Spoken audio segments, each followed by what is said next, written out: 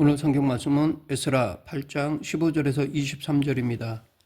신앙생활을 비유하는 다양한 말들이 있을 것입니다. 그 중에 하나는 신앙생활은 장애물 달리기와 같다라는 것입니다. 즉 육상의 허들 경기와 같다는 것입니다. 신앙생활은 아무것도 없는 평탄한 곳에서 빨리 달리는 것이 아니라 장애물이 나올 때마다 뛰어넘고 달리기를 반복하면서 경주하는 것과 같습니다. 왜일까요? 장애물이 없는 인생은 없기 때문입니다. 어떤 면에서 진짜 신앙은 달릴 때 나타나는 것이 아니라 장애물을 뛰어넘을 때 나타납니다. 왜냐하면 인생의 장애물을 뛰어넘을 때에야 비로소 그 신앙의 진가가 나타나기 때문입니다. 이런 면에서 우리에게 영적인 본이 되고 귀한 메시지를 주는 사람이 에스라 선지자라고 생각합니다. 에스라 하면 떠오르는 것이 바로 말씀의 사람이라는 것입니다. 그는 학사, 즉 학자였고 제사장이었습니다. 무엇보다도 그는 말씀으로 백성을 영적으로 깨우치고 가르치고 세워주는 일을 감당했습니다. 포로에서 귀환한 백성들이 나태해진 믿음을 다시 일으키는 영적 각성운동을 벌인 선지자였습니다. 그뿐 아니라 그는 다른 사람들에게 신앙으로 삶의 장애물을 잘 뛰어넘는 신앙인으로서의 모범을 보였습니다. 에스라는 대제사장 아론의 16대손 장손입니다. 이것은 곧 아주 뼈대 있는 집안이라고 할 수 있습니다. 대단한 족보를 가진 사람이었습니다. 하지만 그는 포로로 잡혀간 자들의 후손으로 바벨론에서 태어났습니다. 이런 시대적인 상황에서는 뼈대 있는 집안이라는 것도 대제사장이라는 위치도 아무 소용이 없습니다. 하지만 그런 상황 속에서도 그는 유다의 제사장으로서의 자기 사명을 잊지 않았습니다. 이것은 상당히 중요한 것인데 왜냐하면 신앙인이란 모든 상황을 신앙으로 바꾸어 나가는 사람이기 때문입니다. 당시 상황적으로 볼 때 에스라가 할 수 있는 것은 아무것도 없었습니다. 하지만 그는 제사장으로서 받은 거룩한 사명, 곧 하나님 앞에서 하나님의 백성들로 하여금 온전한 예배를 드리게 하는 일을 포기하지 않았습니다. 시대가 어둡고 힘들다고 비전과 사명을 버리는 사람은 신앙인이 아닙니다. 언제 이루어질지 알 수도 없지만 어쩌면 영원히 오지 않을지도 모르지만 그래도 하나님의 사람은 믿음으로 주신 그 사명을 그 자리에서 계속 붙들고 나아가는 사람입니다. 에스라 선지자는 자신의 사명을 감당하면서 기도하며 기다렸습니다. 그런 어느 날 그는 아주 중요한 결단, 즉 예루살렘으로 돌아가겠다는 결심을 하였습니다. 그 이유는 60여 년 전 제1차 포로에서 귀환한 스룹바벨을 통해 예루살렘 성전이 다시 재건되었습니다. 그러나 성전 건물만 재건되었을 뿐 제사는 제대로 이루어지지 않고 있었기 때문입니다. 그 소식을 들은 에스라는 재건된 성전에서 온전한 예배를 드리겠다고 결심한 것입니다. 이러한 결정을 내렸을 때 에스라가 몇 살이었는지 정확히 알 수는 없지만 그가 이미 중년의 나이에 접어들었다는 것을 짐작할 수 있습니다. 무엇보다도 그는 페르시아에서 잘 살고 있었기에 어쩌면 그곳을 떠나는 것은 그에게는 큰 모험이었습니다. 비록 유다가 고향이라고는 하지만 한 번도 가보지 않은 미지의 땅입니다. 더구나 안정되게 잘 살고 있는 현재의 상황에서 앞으로 어떤 일이 발생할지 알 수 없는 불확실한 땅을 향해 나아간다는 것은 결코 쉬운 일이 아닙니다.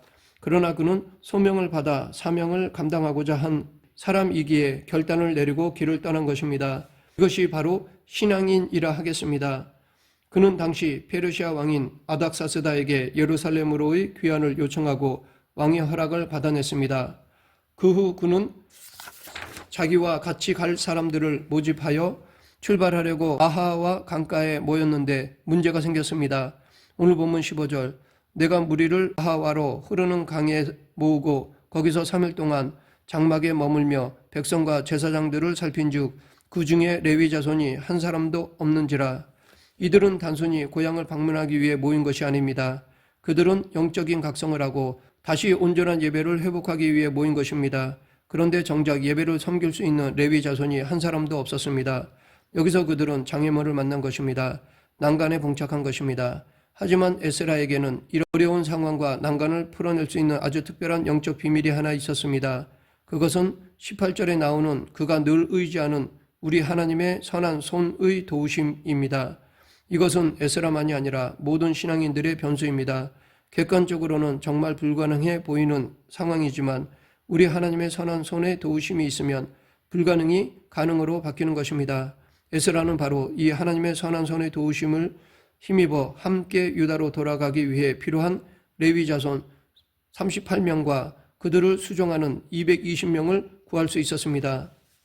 하나님의 선한 손의 도우심은 우리가 살면서 어떤 위기에 직면했을 때 그것을 뚫고 나갈 수 있는 영적 비밀입니다. 성경에 나오는 믿음의 사람들을 보아도, 또한 교회사에 나오는 믿음의 사람들을 보아도 항상 그들의 삶에 어려움이 있을 때마다 하나님은 당신의 그 선한 손으로 역사하셨습니다. 그 하나님은 지금도 당신의 선한 손을 펼쳐서 우리 삶에 역사하십니다. 신앙생활은 바로 이러한 역사를 체험하는 것입니다. 하나님은 우리 삶의 모든 영역에서 역사하십니다. 그러면 하나님의 선한 손이란 무엇입니까? 첫째, 도우시는 손입니다. 하나님은 당신의 자녀들을 도우십니다. 그런데 돕는다라는 것은 내가 무엇을 하는 데 있어서 도와주신다는 것입니다. 우리가 아무것도 안 하는데 그냥 도와주시는 것이 아닙니다. 또한 하나님은 우리를 가만히 있게 하고 당신이 혼자 다 알아서 해주시는 경우는 거의 없습니다. 대부분의 경우는 우리가 열심히 수고하고 노력할 때 함께 하시며 도와주십니다. 물론 당신이 보기에 필요할 경우 우리의 모든 것을 다 내려놓게 하시는데 이것은 특별한 경우일 때입니다.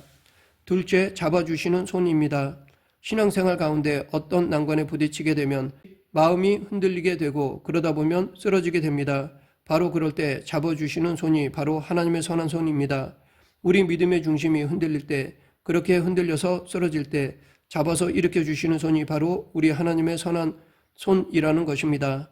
하나님은 지금도 당신의 사람을 굳게 잡아주십니다. 셋째, 만져주시는 손입니다. 이것은 내적인 위로를 뜻합니다. 신앙생활을 하다가 마음이 상할 때, 상처받을 때, 마음의 두려움과 분노와 열등감과 죄책감이 가득할 때 그때마다 만져주시는 손이 하나님의 선한 손입니다. 우리는 이러한 하나님의 위로와 격려를 통해 다시 힘을 얻을 수 있습니다. 용기를 주시고 새롭게 해주시는 은혜를 경험하게 됩니다. 넷째, 인도하시는 손입니다. 신앙의 난관에 부딪히면 방향을 잃어버리게 됩니다. 어디로 가야 할지 몰라 당황하다가 헤매게 되는 것입니다. 그 순간 하나님의 선한 손이 우리를 잡아서 의의 길로 인도해 주십니다. 이 하나님의 선한 손은 지금도 우리를 향하고 있습니다. 에스라는 하나님의 선한 손의 도우심으로 레위 자손을 모았습니다. 그런데 풀어야 할 또 하나의 큰 문제가 있었습니다. 그것은 어떻게 하면 유다 땅까지 안전하게 돌아갈 것이냐 하는 문제였습니다. 바벨론에서 예루살렘까지는 엄청난 먼 길이었습니다. 게다가 중간중간 살고 있는 종족들은 유목민들이었는데 그들의 주업은 유목이지만 부업은 강도질이었습니다. 그들은 재물을 빼앗고 여자들과 아이들을 사로잡아서 팔아넘기는 자들이었습니다. 그런 상황에서 5개월 정도 걸리는 그 먼 길을 1754명, 여자와 아이들까지 합하면 약 6천에서 7천 명이나 되는 많은 사람들을 데리고 군대도 없이 이동해야 했습니다. 게다가 제사를 드리기 위해서 필요한 성물들을 다 가지고 이동하고 있었기에 예루살렘까지 무사히 도착하는 것이 상황적으로 볼 때는 불가능한 일이었습니다. 이러한 상황에서 취할 수 있는 조치는 아닥사스다 왕에게 귀향길을 지켜줄 군대를 요청하는 것이었습니다. 그리고 군대를 요청하면 아닥사스다 왕은 줄 수밖에 없는 상황이었습니다. 왜냐하면 아닥사스다 왕 자신이 가라고 허락했기 때문입니다. 그러나 에스라는 그렇게 하지 않았습니다. 왜냐하면 전에 아닥사스다 왕에게 한 말이 있었기 때문입니다. 오늘 본문 22절, 이는 우리가 전에 왕에게 아뢰기를 우리 하나님의 손은 자기를 찾는 모든 자에게 선을 베푸시고 자기를 배반하는 모든 자에게는 권능과 진노를 내리신다 하였으므로 길에서 적군을 막고 우리를 도울 보병과 마병을 왕에게 구하기를 부끄러워하였음이라. 에스라는 영적 자존심이 강했습니다. 어쩌면 이 시대에 절실히 필요한 신앙인이 바로 이 에스라와 같은 사람입니다. 말로만으로 하는 신앙생활은 실제로 어려움이 닥칠 때 현실적인 것만 붙잡고 의지하는 연약하고 위선적인 모습을 보입니다. 하지만 진정한 신앙은 그 신앙 때문에 어떤 물질적인 손해나 사람들 앞에서의 수치 또는 어려움을 겪어도 심지어 생명을 잃을 수도 있는 위험에 처해도 믿음으로 고백한 것을 반드시 지키며 그 길을 꿋꿋이 걸어가는 신앙입니다. 여기 에스라의 고백에서 주목할 만한 표현은 그가 부끄러워했다라는 것입니다. 하나님의 사람이라면 이처럼 자기가 믿음으로 한 말을 지키지 못하게 될지 모를 때 부끄러워할 줄 알아야 할 것입니다. 상황이 힘들어서 어쩔 수 없다는 식으로 얼버무리며 넘어가서는 안 됩니다. 물론 우리는 완벽할 수 없습니다. 내 의지와 상관없이 상황과 여건이 믿음으로 한 말을 지키지 못하게 할 수 있습니다. 혹시 어쩌면 이렇게 지키지 못한 것이 오히려 더 하나님의 뜻일지도 모릅니다. 하지만 이런 특별한 상황 외에는 믿음으로 한 말을 지키지 못한 것에 대해서는 부끄러워하면서 그것을 용납해서는 안 될 것입니다. 이것이 신앙이고 이것이 바로 영적 자존심입니다. 쓸데없는 자존심을 부리는 것은 안 되지만 자기가 믿음으로 말한 것을 지키지 못하게 될 때 부끄러워할 줄 알아야 합니다. 그러면서 자기 말을 지키기 위해 더욱 믿음으로 나아가는 영적 자존심이 필요합니다. 결국 이때 에스라의 입장에서 할 수 있는 것은 하나밖에 없었습니다. 본인이 말한 대로 하나님께 매달리고 간구하는 것입니다. 하나님의 선한 손이 도와주시기를 구하는 것입니다. 그래서 그는 아하와 강가에서 금식 기도를 선포하였습니다. 23절 그러므로 우리가 이를 위하여 금식하며 우리 하나님께 간구하였더니 그의 응낙하심을 입었느니라. 며칠이 걸렸는지 알 수는 없지만 분명히 그들은 확신이 들 때까지 기도했을 것입니다. 그리고 에스라는 확신이 들자 출발했고 하나님의 선한 손으로 말미암아 은혜로 5개월 만에 무사히 예루살렘에 도착했습니다.